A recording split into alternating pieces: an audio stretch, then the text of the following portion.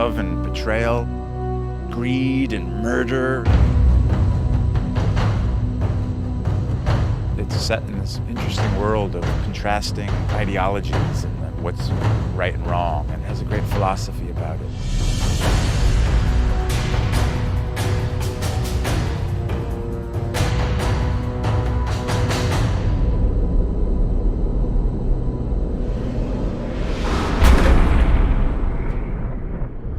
Game of Thrones is about power struggles in a fantasy kingdom called Westeros, and it's about the struggle for the Iron Throne, which is the seat of power in this kingdom.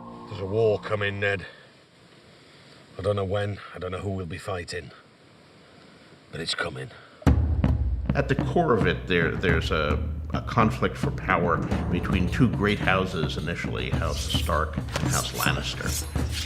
The other major houses are all contenders as well. It's a suitably complicated political situation.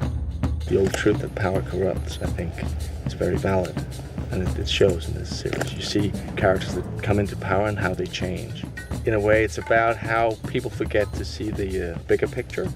There's a common threat that everybody kind of ignores because they're too busy pursuing their own interests. And meanwhile, outside the Seven Kingdoms, two great threats are rising, one across the sea in the exiled Targaryen siblings, and another one far to the north, beyond the Wall, which is the boundary of the Seven Kingdoms, in lands of perpetual ice and cold, where a supernatural threat is stirring.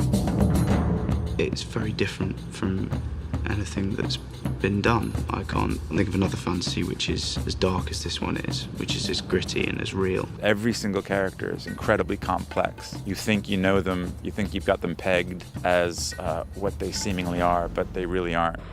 Is there someone in your service whom you trust completely? Yes. The wiser answer was no, my lord. It's not a good guys, bad guys story. It's a story where everybody is pursuing their own interest and everybody is following their own code, and it's about those interests and those ethics coming into conflict with each other, and it just provides a much richer story than the guys in white beating the guys in black. Lord Baelish, perhaps I was wrong to distrust you. Distrusting me was the wisest thing you've done since you climbed off your horse.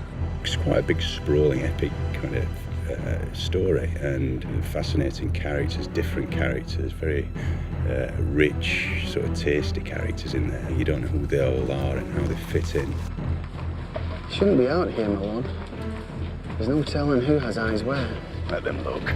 So I've found it's very dense and it's very multi-layered. I think that's what I found quite intriguing and quite fascinating about this thing.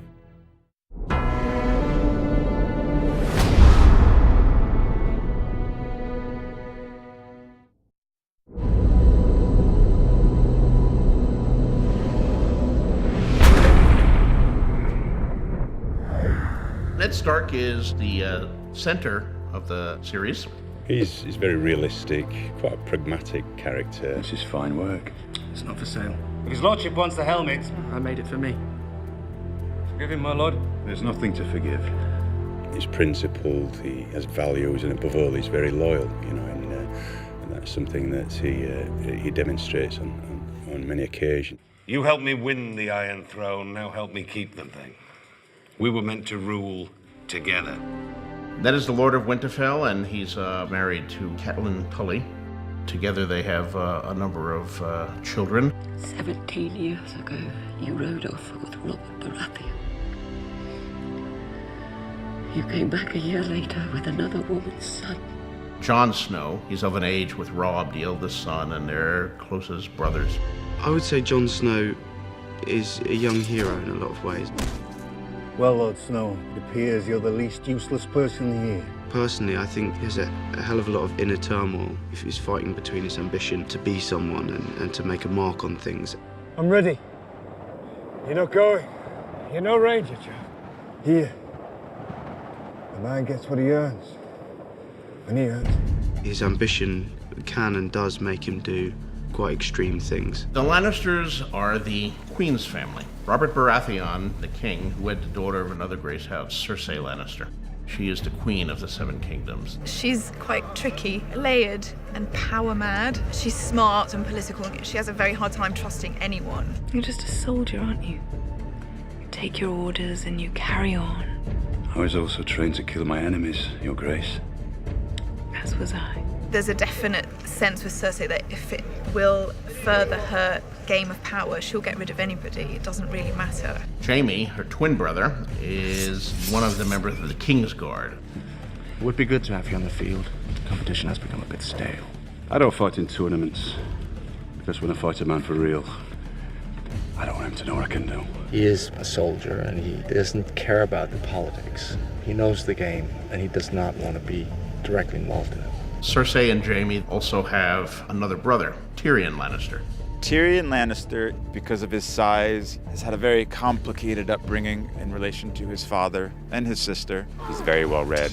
He gets 0 powers with physical defenses, so he has to defend himself with his wit and charm. Why'd you read so much? Look at me and tell me what you see. Is this a trick? What you see is a dwarf. My brother has his sword, and I have my mind. And a mind needs books like a sword needs a whetstone. There's a set of characters that you also encounter who are across the Narrow Sea on an entirely different continent. May I present my honored guests, Viserys of House Targaryen, the rightful king of the Andals, and his sister, Daenerys of House Targaryen. He's a man on a mission. He's fairly obsessive about one thing, which is regaining his crown. When they write the history of my reign, sweet sister, they will say it began today. He's very bitter and resentful of the people who took it from him, and he carries a huge burden. His sister is Daenerys Targaryen, also known as Daenerys Stormborn. Tell them to stop. You want the entire horde to stop? For how long? Until I command them otherwise. She goes on such a journey. She gets put up with a lot of obstacles coming her way, and every time she overcomes them, she succeeds, and she kind of just gets stronger and stronger as she goes on. She's an incredible, incredible, wicked person. There's plots within plots and wheels within wheels, and many people competing for one seat.